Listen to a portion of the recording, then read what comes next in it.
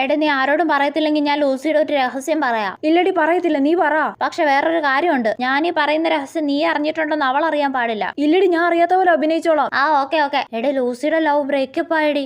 ആണോടി? പിന്നെ അല്ലാതെ. എന്റെ പൊന്നോ, ഞാൻ ഇപ്പൊ ചിരിച്ചു ചാവും. എടാ ഈ കാര്യം നീ അറിഞ്ഞത് അവൾ അറിയരുത് കേട്ടോ. ഇല്ലടി, ഉറപ്പ്.